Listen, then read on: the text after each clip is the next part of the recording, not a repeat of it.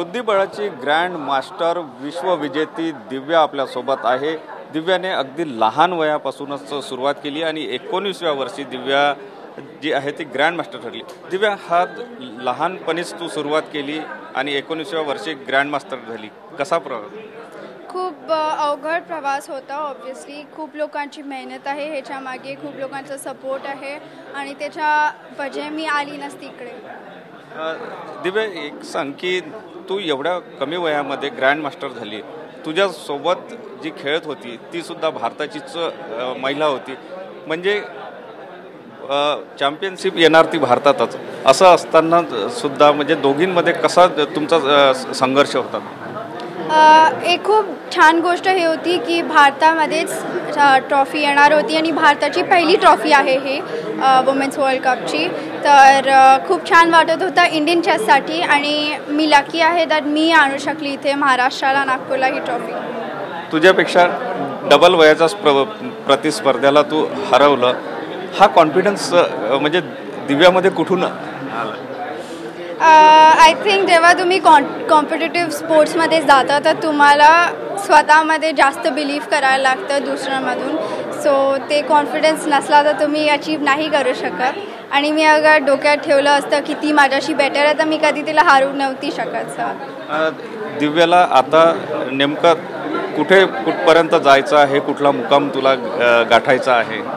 जितकं होऊ शकतं तितकं, ऑब्व्हियसली मला टॉपला तर जायचंच आहे अँड आय एम होपिंग की जितकं फास्ट होऊ शकेल तितकं। तुझं आता वयसुद्धा कमी आहे, म्हणजे तुझ्याकडे कालावधी जो आहे खेळण्याचा खूप जास्त आहे, तर त्यामुळे अपेक्षा जास्त आहे, कारण तुझ्या जे चाहनेवाले आहेत त्यांचेसुद्धा अपेक्षा तुझ्याकडून वाढलेल्या आहेत।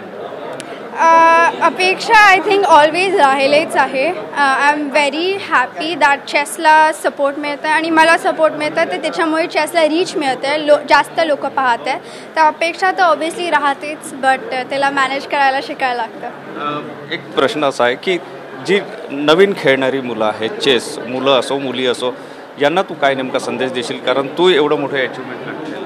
मी त्यांना हे म्हणणार की तुम्हाला ॲक्च्युली चेस आवडतं तर just keep fighting, keep working hard आणि परसिव्ह करत राहा आणि फेल झाले तरी don't give up and keep fighting. एक शेवटचा प्रश्न, या सगळ्याचं श्रेय जे आहे तू कोणाला? मी खूप लोक आहे, पण मी माझे आई बाबा, माझी ताई, माझी फॅमिली, माझे first coach Rahul Joshi sir आणि ईश्वर रामटेके सरला देणार। नक्कीच ही होती दिव्या जी विश्वविजेती ठरलेली आहे, ग्रँड मास्टर ठरलेली आहे आणि ती आपल्या स्वगृही आल्यानंतर सगळ्यांशी बोलते आहे। कॅमेरामन साईसह सुनील ढगे, TV9 मराठी, नागपूर।